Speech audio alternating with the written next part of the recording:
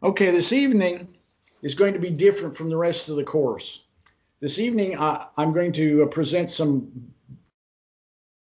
basic general principles for biblical interpretation. The rest of the course is going to be very specific. How do you interpret Gospels? And within that, I'm going to, as a separate thing, I'll talk about parables because those are a specific kind of type of literature. How do you interpret narratives? How do you interpret letters? And how do you interpret prophecy and so on? But this evening, it's going to be general principles that apply to any biblical interpretation. If you had me last semester, and you're one of the maybe a glutton for punishment, I don't know. But anyway, if you had me last semester, some of this will sound familiar, but some of it, I think, even if you had me before, will be a little different. But anyway, I've got 10 principles of biblical interpretation. Number 1, become a good reader. Become a good reader. We read as we grow up. We read on different levels. I mean, when we're children, we can't read at all. Then we begin picking up words and phrases, however we do it. Either we're able to sound them out or see them and know what they are. But we begin to be able to read very simple books or very children's books, small children's books. But then as we grow, we're able to read things that are more challenging, more complex. And that keeps going up and up to a point that we should be able to read. It's challenging, but we should be able to read things like Shakespeare. And that's just kind of a normal course of growing in reading. When I say become a good reader, I don't mean you can read the words. I'm sure you can read the words. That's not the issue. When I say become a good reader, what I'm saying is to really be able to read well in the sense of grasping the meaning of things, even things that are challenging or deep. I believe that reading, being a good reader, is the most important skill of the interpreter. So I really can't overemphasize it. And being a good reader means you are able to grasp the author's meaning. That may seem simple, but it's not as simple as it appears to be, because our biases come in, or emotions come in, and sometimes they can cloud our judgment, cloud what we're reading. I remember once upon a time I read an article by someone who was taking issue, actually he was attacking, but he was taking issue with somebody who had written another article. Okay, so this author is attacking that author. And it sounded pretty devastating, what he was saying about the other author. But there was one problem. I had read the other article, and the guy who was attacking him hadn't understood it. He was attacking something the guy hadn't actually said. Now, I don't know why that was. I don't know whether he was being dishonest. I assume he was not being dishonest. But bias or something clouded his judgment. It was as clear to me as could be that he simply didn't understand the other article. So it's important that to be a good reader means that we're able to read things without allowing our own biases or limitations to cloud our ability to read. So we're reading to grasp the author's meaning, and we'll be coming back to that idea. We're not reading to sort of air our own ideas. We're reading to understand the author. In that way, we read the Bible in the same way we would read any other book. Now, is the Bible like any other book? Yes and no. It's not in that it's inspired by God. It's inspired, it's inerrant, it's perfect, okay? Granted all that, but still, God used human language to convey his meaning. And in that way, it's like any other book that's written in human language. And sometimes the Bible has been treated in ways that no other book would be treated. And I don't mean with reverence, I mean the way we interpret it, it often has been in ways that we wouldn't ever interpret anything else using the same means. At one time, the New Testament Greek was seen as being odd or different. It was really different because people who were familiar with Greek were familiar with classical Greek of the philosophers in Athens and so on. And it was obvious when they read the New Testament, this was not classical Greek. And so some of them came to the conclusion that it was a specially inspired Greek. And they actually called it Holy Ghost Greek. But then it was discovered that rather than being Holy Ghost Greek, this was common everyday Greek. The classical Greek that they were used to reading was just that. It was classical. It was literary Greek. It was the Greek of the Iliad and the Odyssey and the philosophers and so on, but it wasn't the Greek of normal, ordinary people. And what they found is that the New Testament, for the most part, some of it approaches classical Greek, actually. Luke does, for instance. But for the most part in the New Testament, the Greek is the kind of Greek that was spoken in the streets. The kind of Greek that you would write if you were writing a note to a friend. The kind of Greek that you would make a grocery list out of. It was everyday Greek, not Holy Ghost Greek at all, but the common language of the people. So in that way, this is like other books. It's common language. So being a good reader also means being sensitive to the text, sensitive to what the text is saying and where the text is taking you. And that includes any connections that the author makes with anything else. For instance, in the New Testament, if the New Testament is quoting the Old Testament, then you need to follow the logic, follow his logic in what he's quoting from the Old Testament and how he's quoting it. And so becoming a good reader is a lifelong process. It's not something where you can say, well, I wasn't a good reader and now I am, or I'm a perfectly good reader and don't need to grow anymore. No, that's not the case. We can all grow in our ability to understand and to grasp the text and pick up on the clues of the text. And so I really encourage you, one of the best ways to develop it is just to read the Bible over and over again, but also read other things just to develop your skill as a reader. And I would especially encourage the reading of classics. There's a reason why classics are considered classics.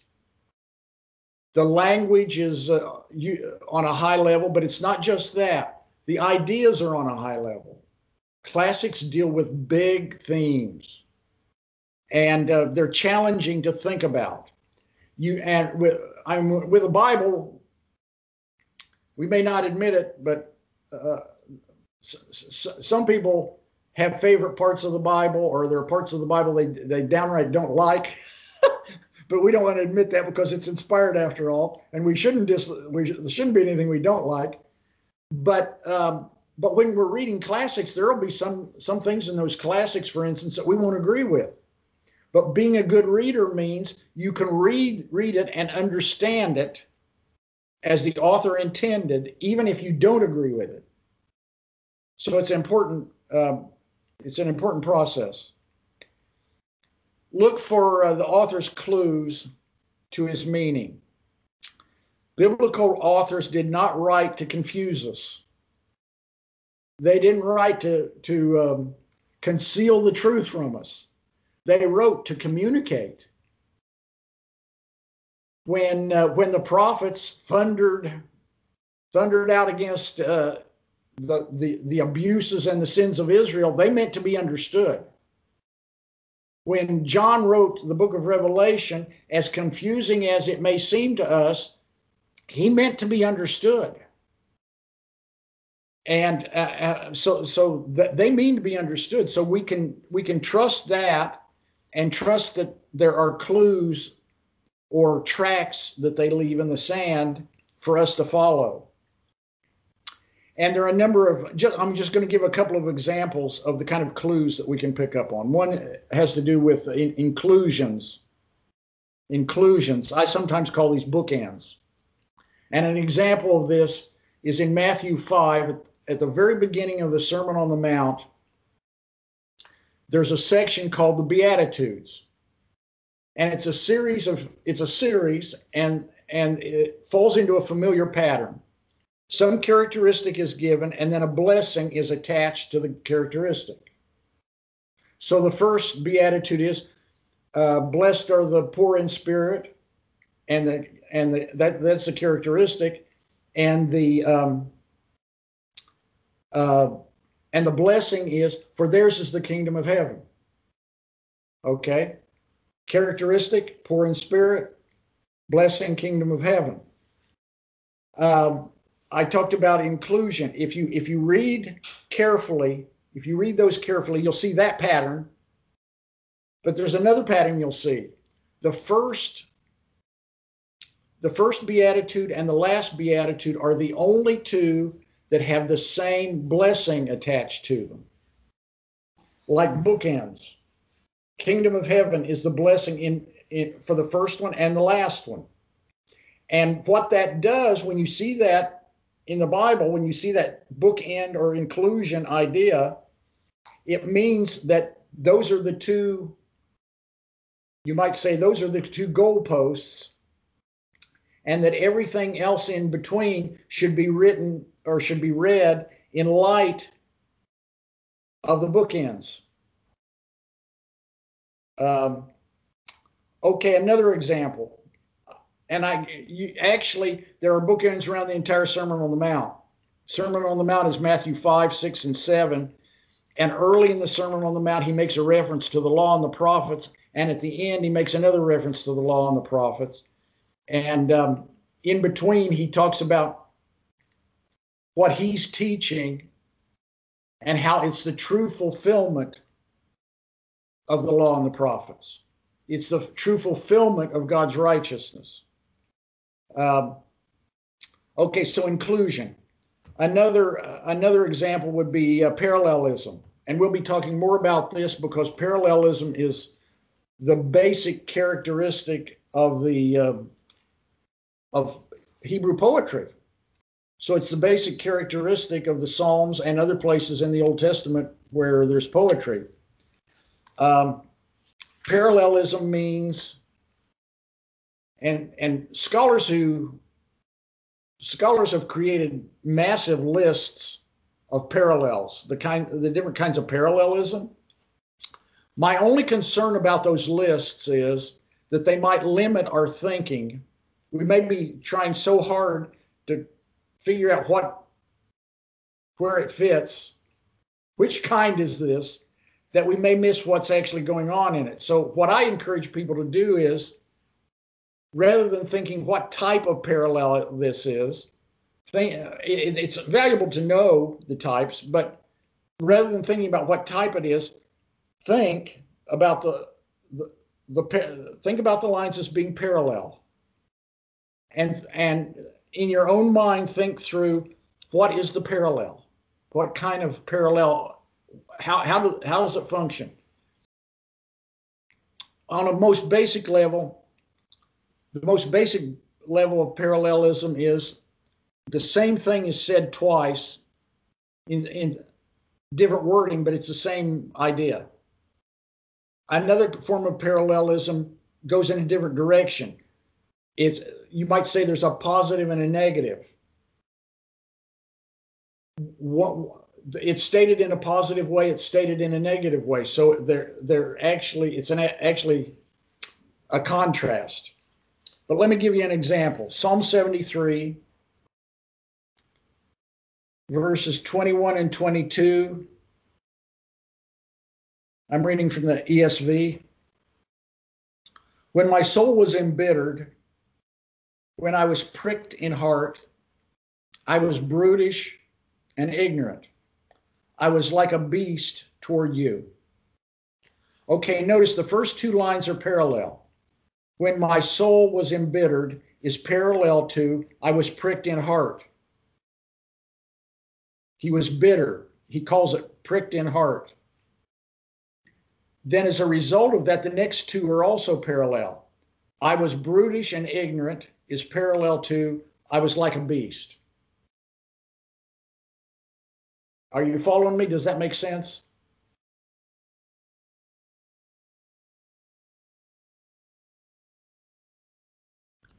Yes, it makes sense to me. So that's your example of saying the same thing in two different ways. Yeah. That's the first type of parallelism. Yeah. Okay. And when we come to Psalms, I'll be talking more about it. So I'm not going to give as many examples as I could just because we'll be dealing with it again later. Marshall, it looked like you were getting ready to say something. It was Psalm 73. Give me the verses again. 21 and 22. 21, 22. Yeah. Yeah, on any point, if I'm moving too fast or if you miss something I'm saying, always feel free to ask me what's going on, or if you just need you've got a question about what I mean about something. I want to be clear. Okay, so that's the first principle. Become a good reader. Second principle, identify the type of literature. Identify the type of literature. Or another word for type of literature is genre. Identify the genre. Genre. You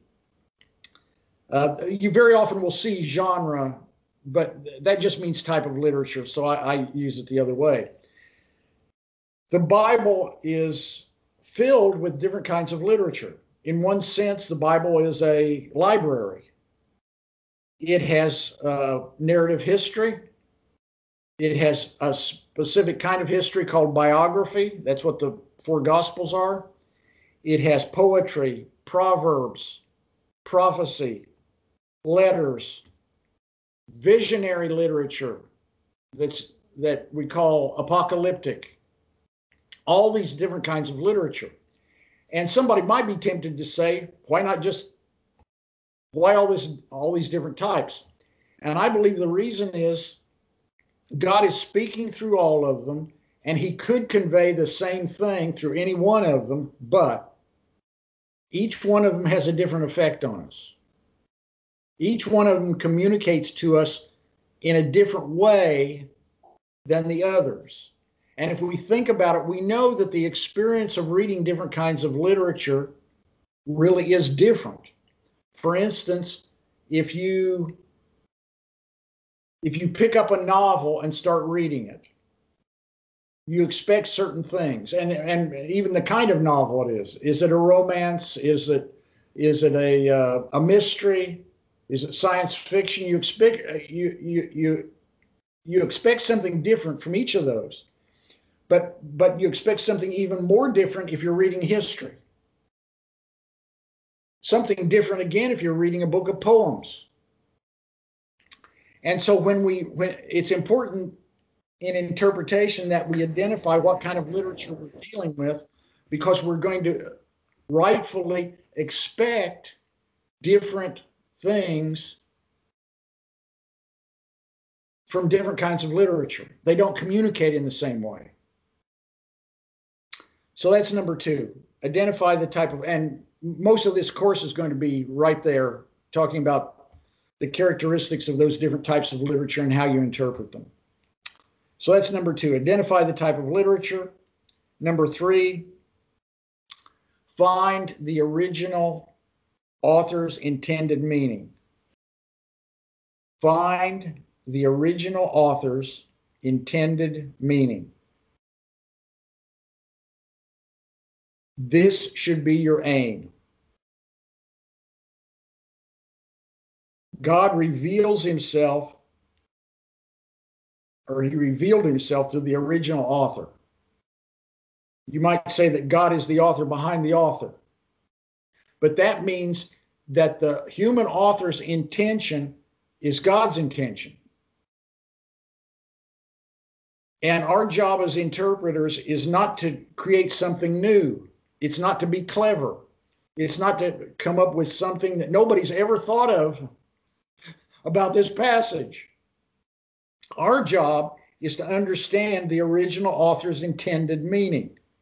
They did intend something when they wrote.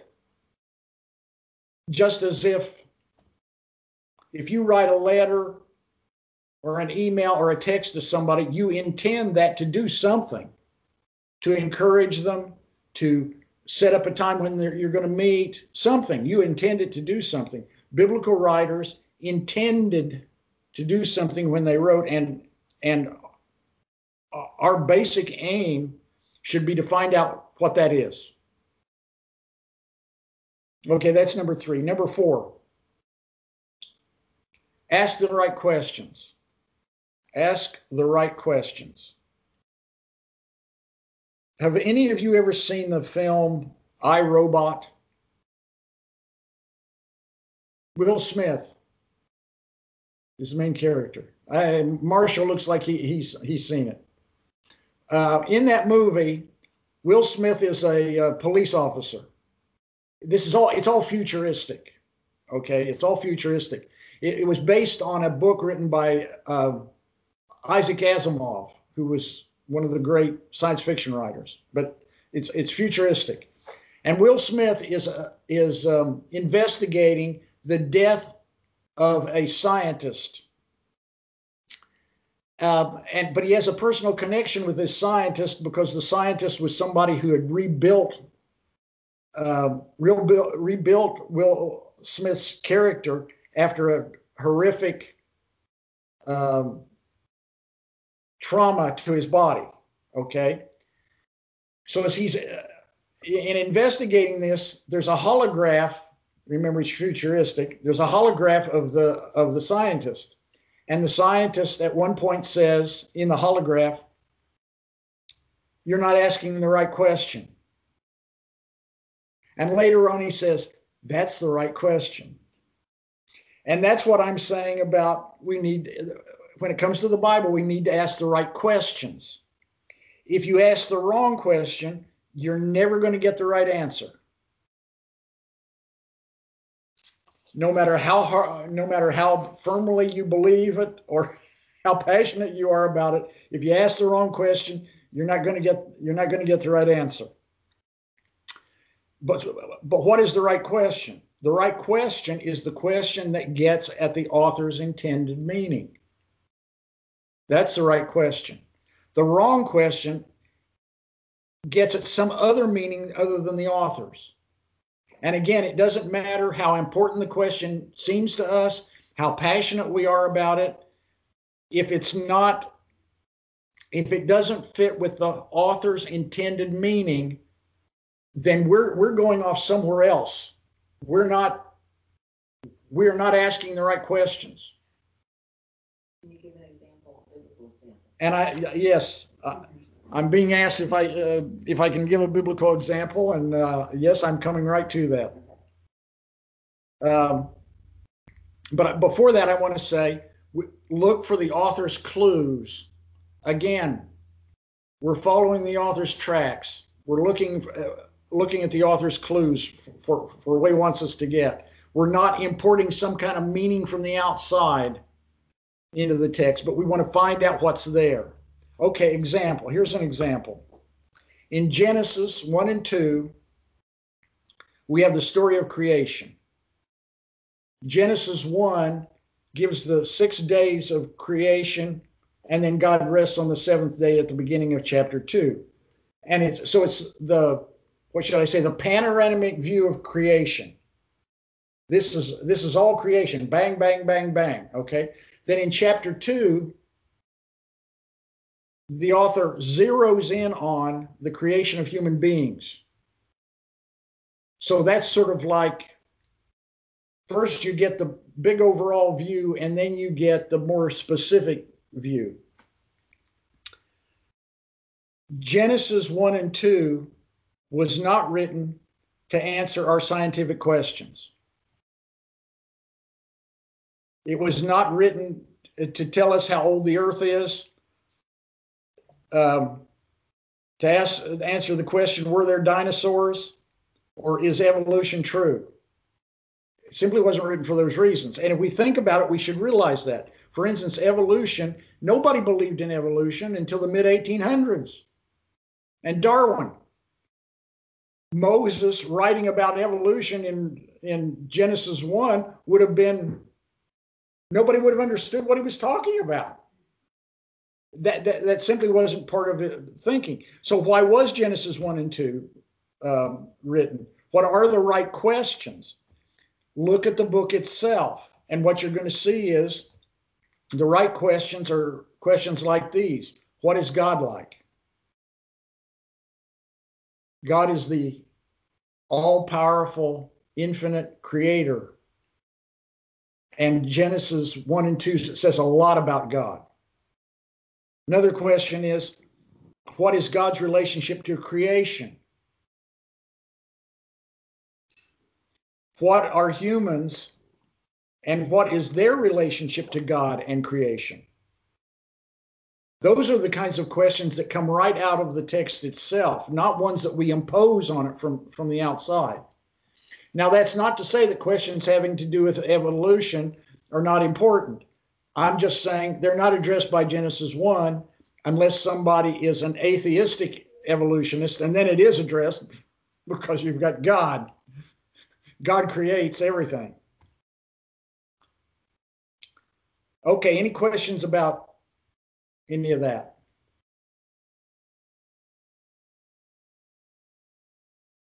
I do.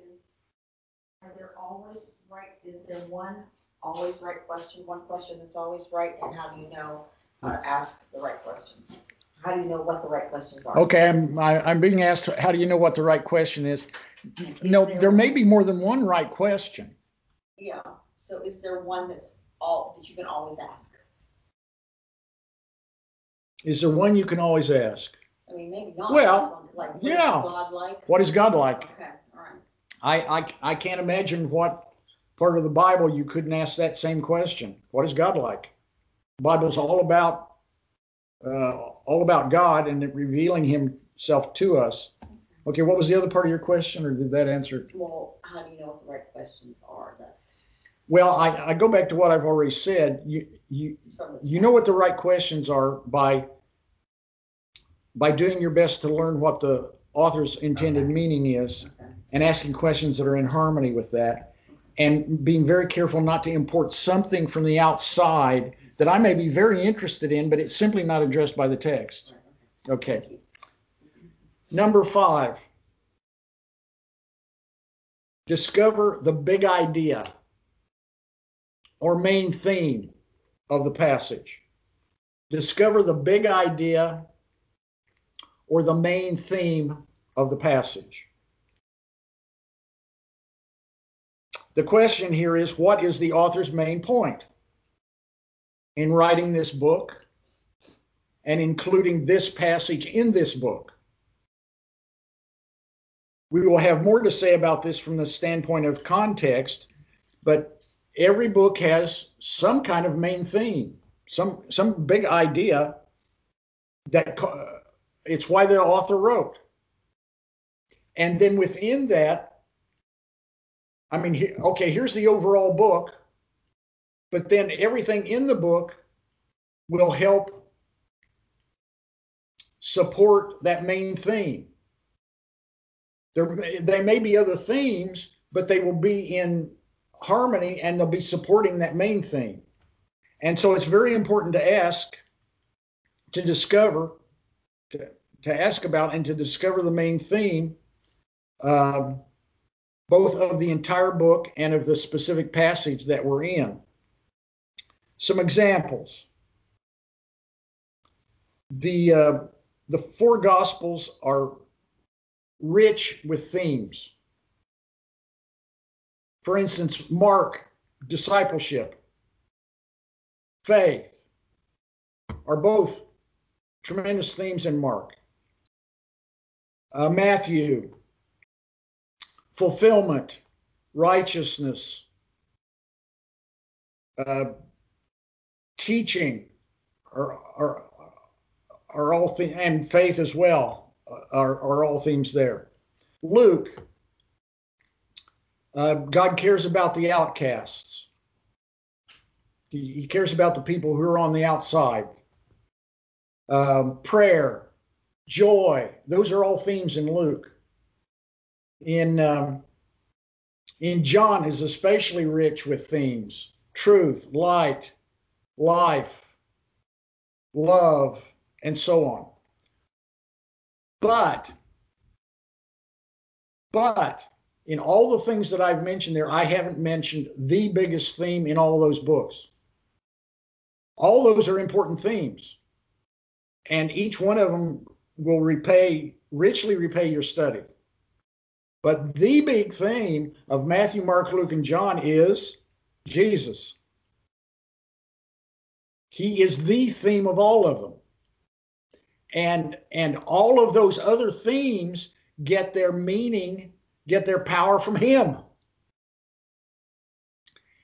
Donald Carson, who's a world-class New Testament scholar, said in a class that I had with him that every theme in the Gospels will get old if you repeat it over and over and over again, except Jesus. He never gets old. We never get to the depth. He is infinitely deep. And we never get to a place where we say, well, I learned quite enough. Learned quite enough about Jesus. There's nothing more to learn. Nope, we never get there. And so he's the big theme, and the other themes then, that's not to say that they're not important, but they're not the theme. I think I got time for this, but one other one is Jude. Jude is right before the book of Revelation, so it's almost the end of the New Testament, one chapter book. You might call it a New Testament postcard. And in that book, there's a lot of things in there that are challenging and can be a little confusing. But the basic theme for Jude is introduced in verse 3 when he says, you know, I wanted to write to you about our common salvation, but something urgent's come up that I want to talk to you about. I want to urge you to contend for the faith that was once for all delivered to the saints. Then following that, there's a series of mainly illustrations. Some of them are Old Testament illustrations. Some of them are non-biblical illustrations. Just like you'd hear in a sermon where some of the illustrations are biblical and some of them are from the personal life of the preacher or whatever. Okay. But there's a whole series of these. And then toward the end of the book, in verses 20 and 21, verse 3 is the one that speaks of contending for the faith that was once for all delivered to the saints. And then in verses 20 and 21, he comes back to that. And you see two key words that come through there. One is beloved, which he uses in both passages. And the other is faith. And he's using faith in a way that's different than we generally think of it. Faith can mean at least two different things in the Bible. They're not contradictory, they're just different. When we think of faith, we generally think of the experience of faith. I have faith. I have faith that God exists. I have faith that Jesus is the Son of God. I have faith. But there's another way that it's used. And notice in verse 3, he says, that they're to contend for the faith, once for all delivered to the saints. When New Testament writers use the, generally, if not always, probably always, the faith is not the subjective view, the subjective believing. It is the system of faith that was delivered to the saints. It's not my belief, it's the system that's created by my faith. And so what Jude is doing in his letter, and here's the big idea, that we are to contend for the faith, we are to hold on to the faith, and we're to live out the faith that was once for all delivered to the saints. And it becomes obvious as you go through Jude that there were people out there who were claiming to be Christians, and they weren't. They were living pagan, non-Christian lifestyles, but acting as if these were Christian lifestyles. And so there's one way of getting the big idea. And you might also notice those passages, verse 3 and then verses 20 and 21, serve as kind of bookends around Jude. Okay, discover the big idea or main theme of the passage. Number 6, look for the structure. Look for the structure of the passage. Every biblical book has structure. If you're writing a letter to someone, do people still write letters? I hope so, but if you're writing a letter to somebody, there's some kind of structure. I mean, you have a greeting, even in an email, you ask them how they're doing, what's going on, and then maybe you tell them what's going on with you, but there's some kind of structure to your letter. Biblical books have structure. Some of the structures are more obvious to us than others, but they all have some kind of structure. So in the Old Testament, the book of Judges has a cyclical structure. What I mean by that is there's a definite pattern that repeats itself over and over in the book of Judges. And we can see it partly by, there's a whole list of judges you can come up with if you go through. Over time, this one came and delivered them, and this one came, and this one came, and this one came. But that's only part of the pattern. The pattern is this. The people of Israel would become unfaithful to God. And so God would send some kind of oppressor on them to get their attention. The oppressor would do bad things to them. And after the Israelites had taken all that they could stand, they'd cry out to God. After crying out to God, he would hear them and send a deliverer, a judge. The judge would deliver them. He'd beat up on the oppressors, drive them off. And as long as the judge was alive, the people would be faithful. But then as soon as the judge died, they became unfaithful. The oppressors came. They cried out to God, and he sent another deliverer. And that pattern repeats itself throughout Judges. There's the structure until you get to the end, and then there's a kind of an appendix at the end. But up to that point, it's repeated. I will say one other thing about it that's kind of, I didn't, even when I saw the cycles, I didn't notice this.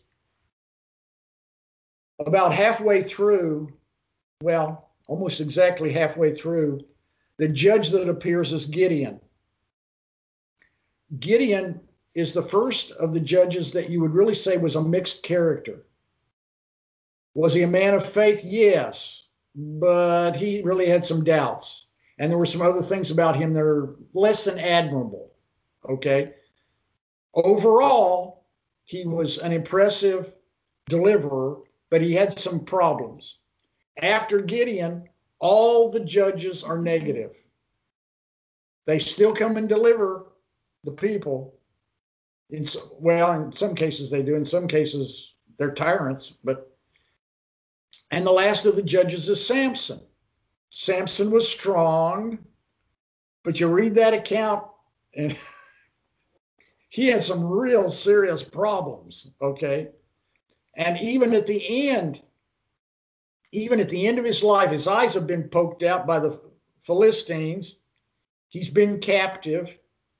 He's taken out as a showpiece in their temple. He prays to God to give him strength one more time to have his revenge on the Philistines. He doesn't say, I want to do something to your glory. Now, I will say, God still used him to deliver the people. When he pulls those pillars down and everything falls down on the Philistine leadership, God does get glory and the people get delivered. But it's not because Samson was trying to deliver them. Just saying, if you disagree with me, look at it closely and I'll be happy to dialogue on it. But I believe that over time, the judges began to get worse. But still, there's this cyclical thing that goes through. And that says a number of things to us, by the way. The structure, I mean, we can see that in groups and in societies, the same patterns. Unfortunately, a lot of us can see it on ourselves. Have you ever found yourself saying, I'll never do that again, and only finding yourself doing it again? We can relate. Okay. So that's a pattern. Another pattern would be in Paul's letters.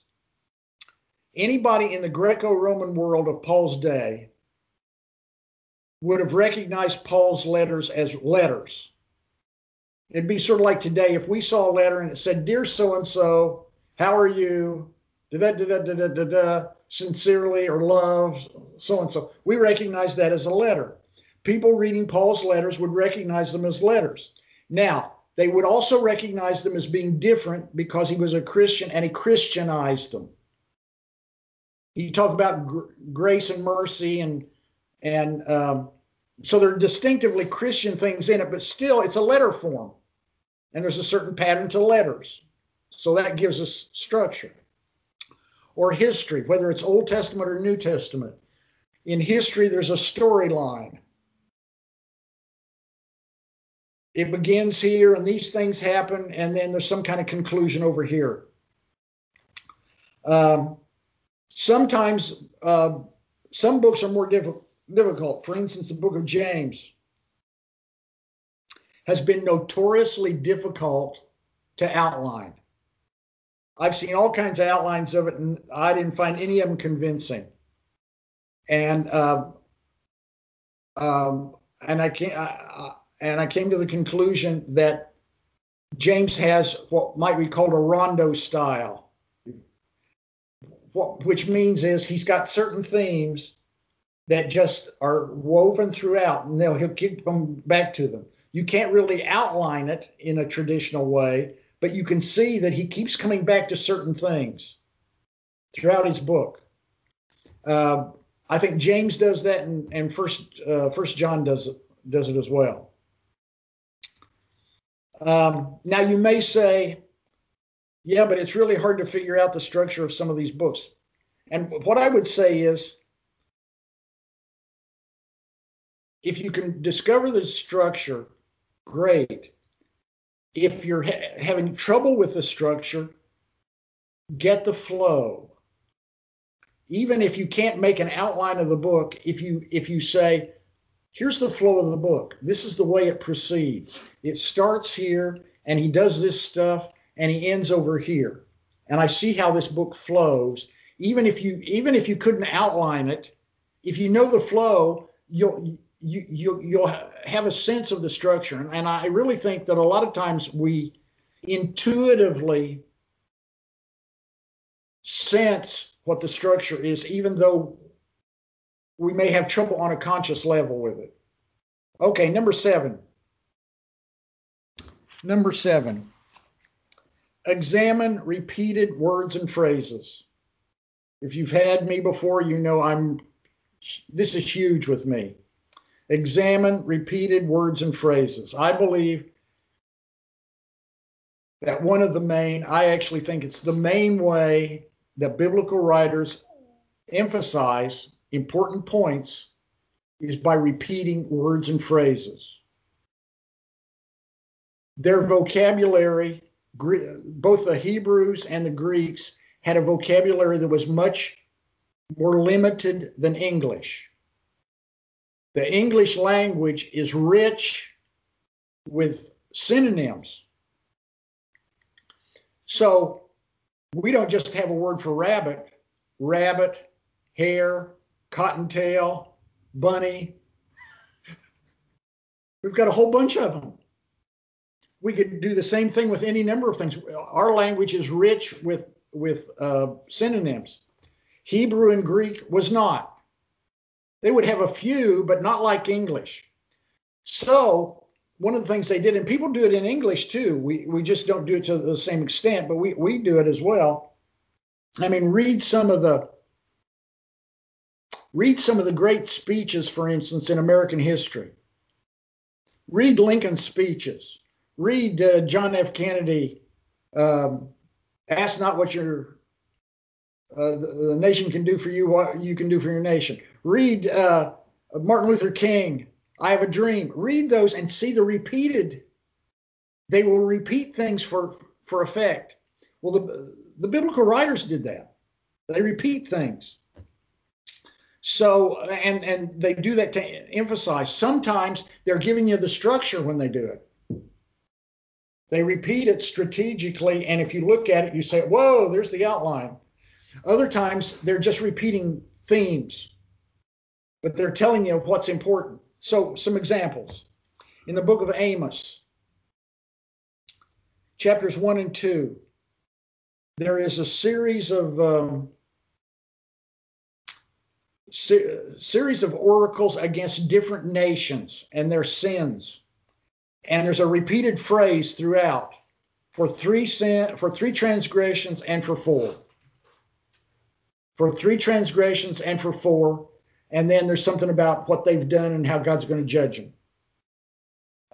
In the book of Isaiah, these are just some examples. In the book of Isaiah, throughout Isaiah repeats the term, the Holy One of Israel, as a designation for God. Well, that says something to us about the nature of God.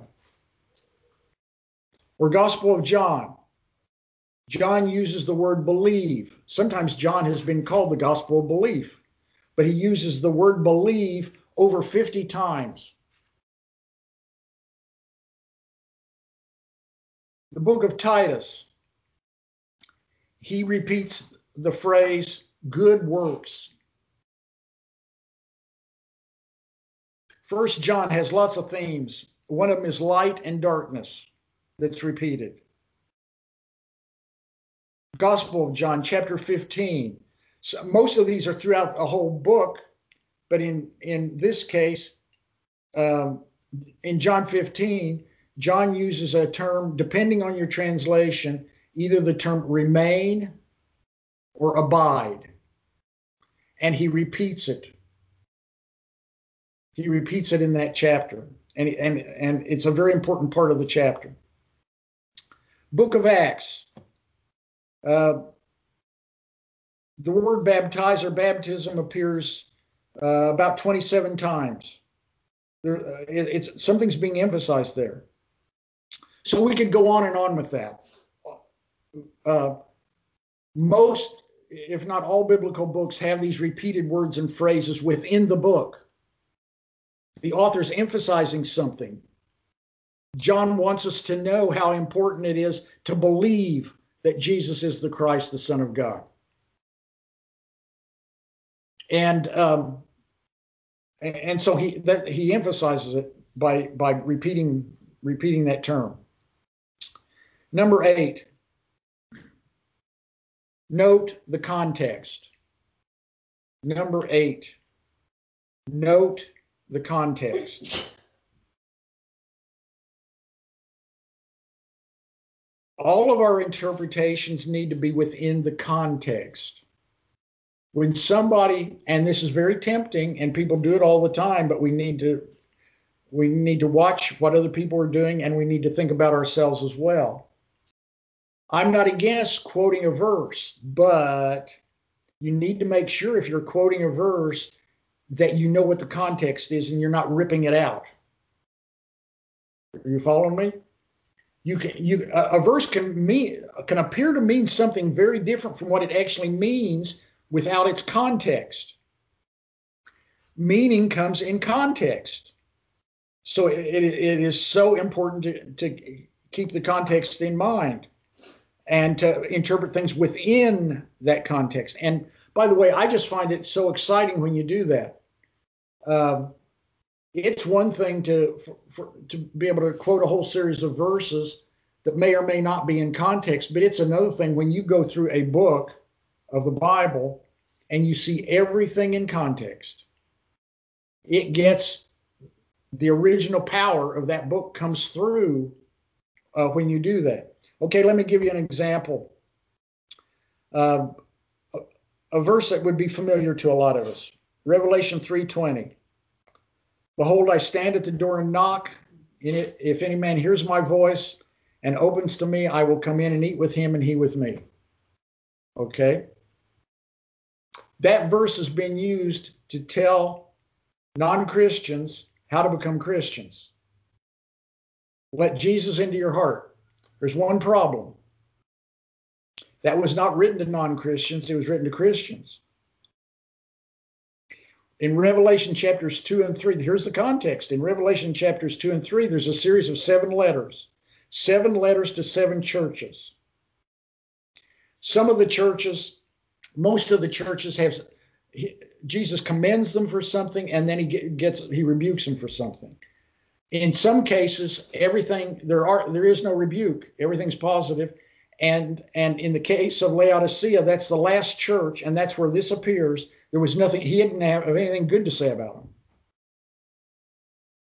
But he gives them hope. Okay, they're on the wrong track. But if any man hears my voice and opens, I'll come in to him and eat with him and he with me. We're going to sit down for a meal, spiritually speaking.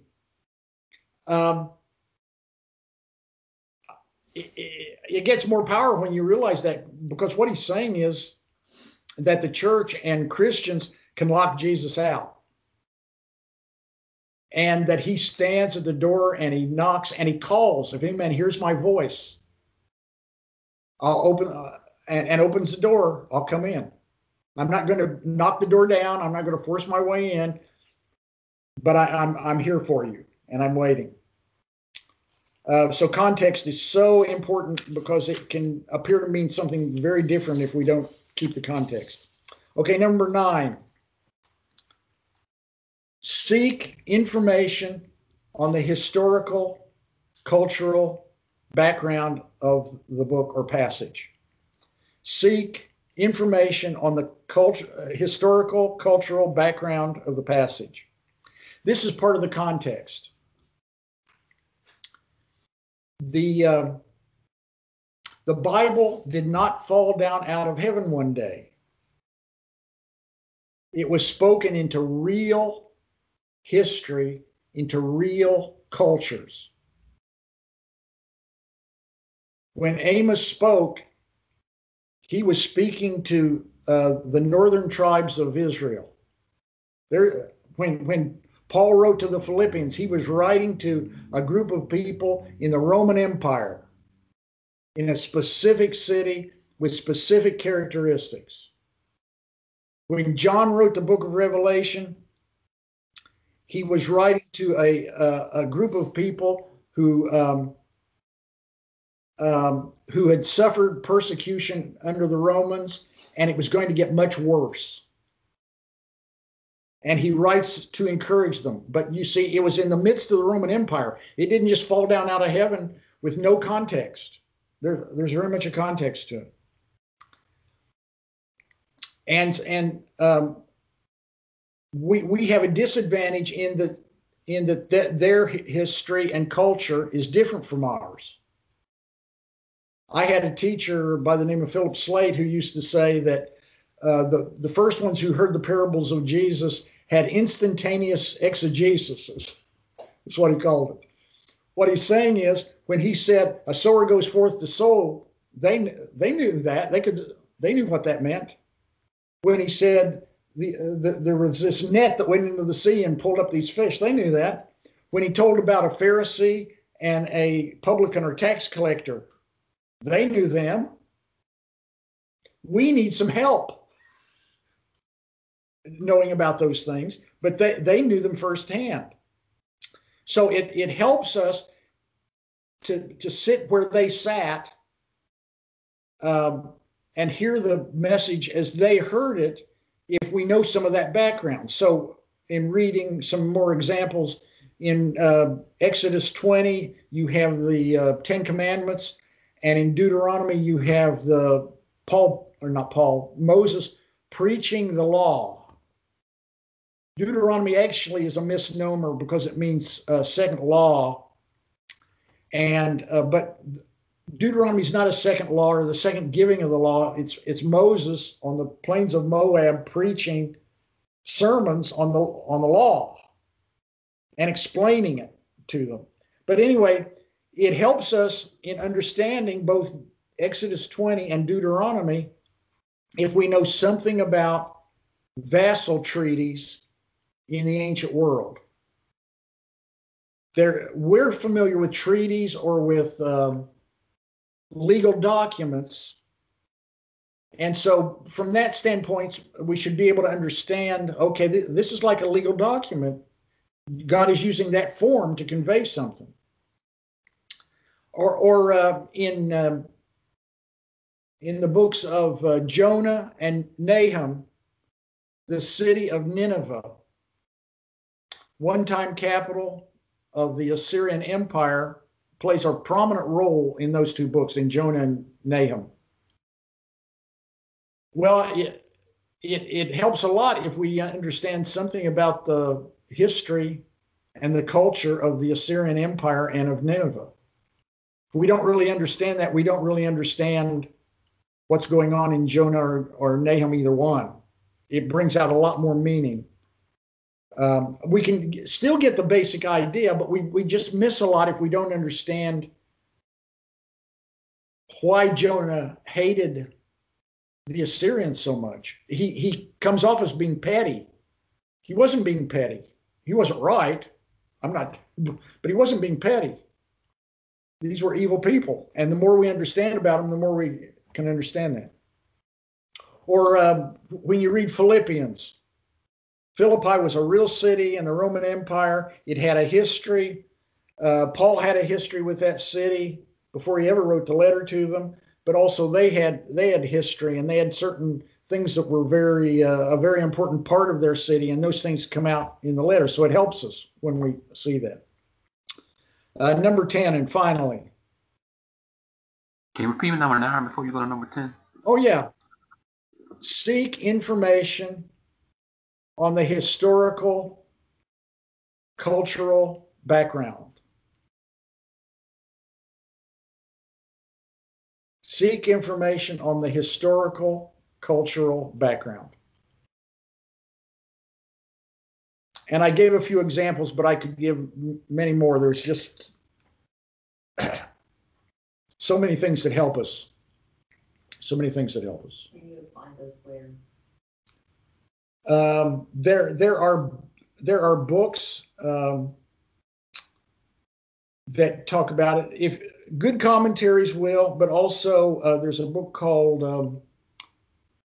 Now I'm having to go to my memory, but I think this is Everett Ferguson wrote a book called Backgrounds of Early Christianity, and that's specifically on the New Testament. But it's a big book, but it's a wonderful reference book.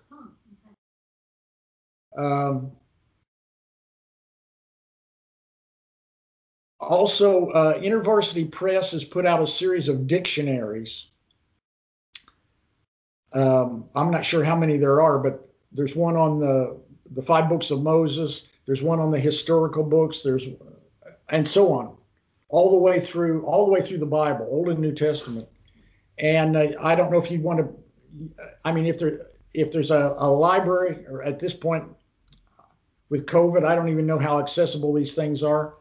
But if there's a biblical library or something like where they'll let you in. So, some of them aren't going to let you in unless you're a student. So I don't know, but you can just do the best you can. And if you really want to do it, you could buy them. but there's a whole series of books, and one of them is called Historical Backgrounds to the New Testament. But it has a wealth of information, and I'll try to. Right now, I'm not. It's a little bit more difficult with the Old Testament, but I'll see if I can't come up with something, a thing or two. I did last semester, but it's still a little. Finding one place where you can find all of it. A good Bible dictionary will have some of the things. Okay, number 10. Involve your whole person in the study of the text.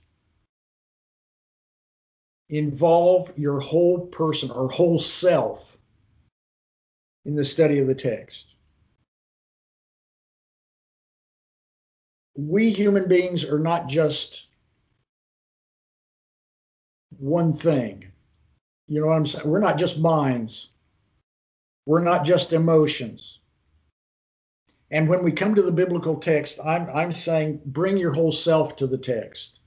Your mind, your emotions, your will to obey God. Bring that all with you. In Mark chapter 12,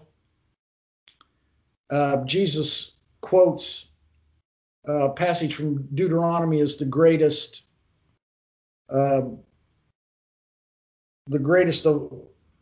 passage in the law, that says, you shall love the Lord your God with all your heart and with all your soul and with all your mind and with all your strength. And notice the repeated word there is all. Come to repeated words and phrases. All. Everything you got. Everything you are. We're not just brains. We're not just emotions. We're the whole package. And when we come to Scripture, we need to bring the whole thing. Bring your passion. Bring your person there before God to say, Lord, here I am. I want to know you, and I want to be known by you. I want to be the person that you created me to be. So this is not, it is an intellectual exercise, but it's not just intellectual. It is whole person exercise. Okay. Questions?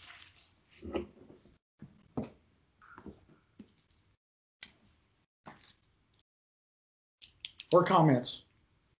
Hey, Jim, question back on number 7. Okay.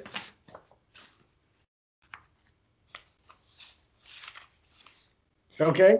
You said that sometimes the repeated words and phrases help with the structure of Yes. the book.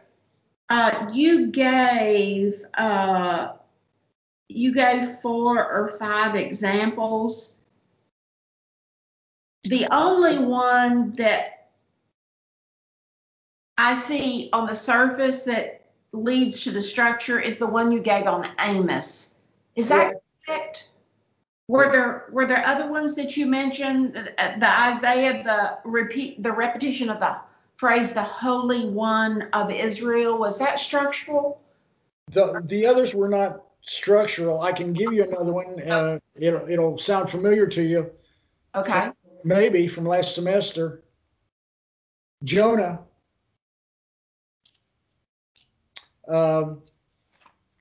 In Jonah, in chapter 1, verse 1, the word of the Lord came to Jonah, son of Amittai, and then in chapter 3, it's the word of the Lord again came to Jonah. Okay, so those 2 parallel things. The words aren't exactly the same, but enough of them are repeated, and I believe that gives the structure. Okay. So those are 2 examples. I could give you a couple of others. In Genesis, it depends on your translation, but there's a repeated phrase. These are the. let's see, how does the ESV translate it?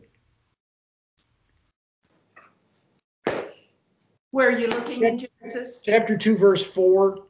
These are the generations, and that wording, these are the generations of, is repeated throughout Genesis, and gives a kind of a skeletal outline.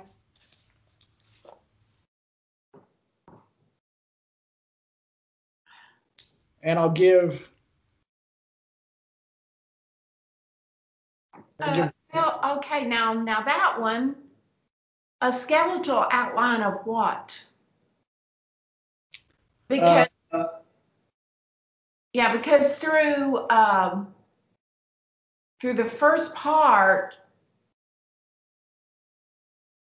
it's really mankind in general. First 12 chapters or so. Yeah, really let me. General. There are books. Specifically, I'll mention there are two books that I'm thinking of. There may be others, but I'm just thinking of two. One, and interestingly, it's the first book of the Old Testament and the first book of the New Testament. I don't know that there's anything significant about that, just that it is, that have dual outlines. And so one outline for Genesis has to do with you have the first 11 chapters, and then you have the 12 through the end. Right. And the first 11 can be broken down farther with the first two are creation. Everything's good. Chapter 3, sin enters in, and things go bad. And then in chapters 4 through 11, they get bad and they get worse. And so the overall impact is in chapters 3 through 11, you have the inability of human beings to get it right. If it's left to us, we're not going to get it right before God. Okay. Then in chapter 12, God steps in and calls Abram. And that's the beginning of him setting it right. Okay. So that's one outline. But the other outline, and it actually goes along with that. It's a little different, but it goes along with it. You can also outline the book, and some commentators do this. You can also outline it with these are the generations of. And those are broken down even farther in that, except for the first one, which says the generations of heaven and earth, which is kind of I take it to mean the introductory piece. After that, they all have to do with the generation, with families, and in each case, they're followed by genealogies, family tree, and they're actually quite structured. Without going into all of it here, so I see Genesis as having a dual outline, and I believe Matthew does too. And his is also his is based both of Matthew, both of the ways you can outline Matthew is based on repeated words and phrases.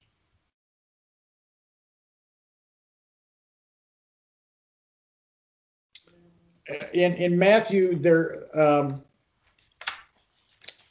are blocks of narrative. There are 6 narratives and 5 teaching sections, major teaching sections in Matthew, and they alternate. And at the end of each of the teaching, each one has similar wording,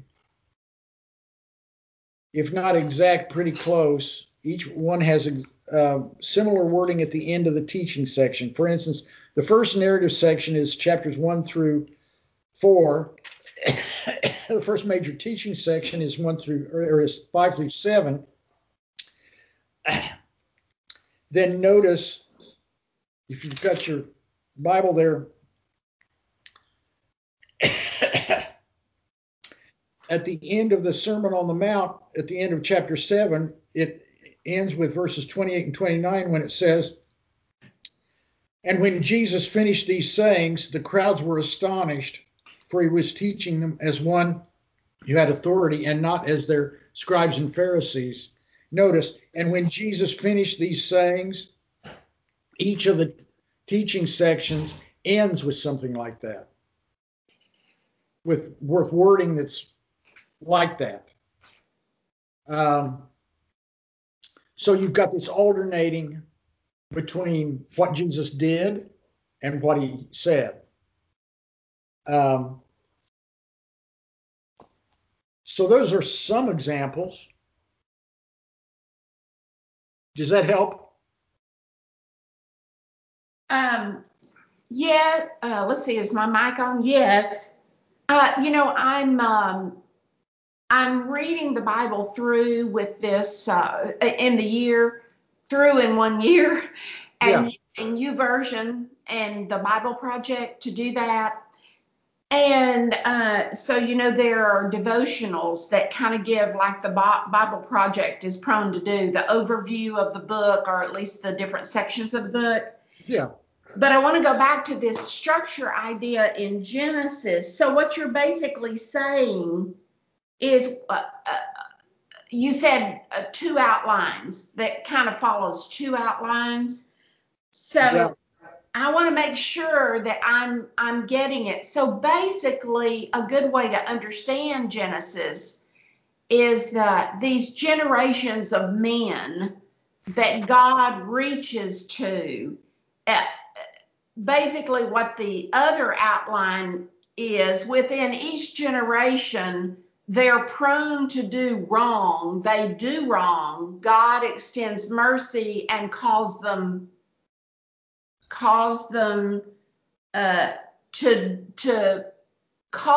directly to try to set them on the right track. Is that a good way of saying that? Yeah. Okay. I think for us today, that outline where things started well, they went bad, they got worse, and God set about to make it right. I think that is, for us today, that's probably the easiest way to visualize it. But for a more in-depth study, to recognize that other thing is going on too, I think is important. But you got it. Okay.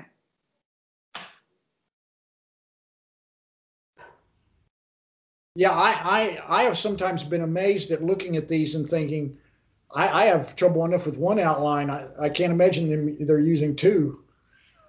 Yeah. Well, great class, Jim. And several of your points, if we just go back to the class that we had last semester, like Kathy mentioned, right questions. Well, you dealt with that in depth. What are the questions that we need to be asking? So I want to, next week, I'm going to have my last semester's notebook open, because it'll help me to remember some of these additional things you're saying.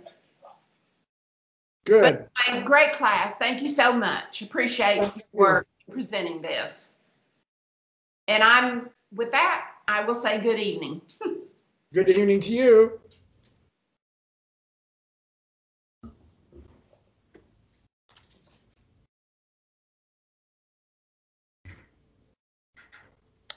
Good night, everybody.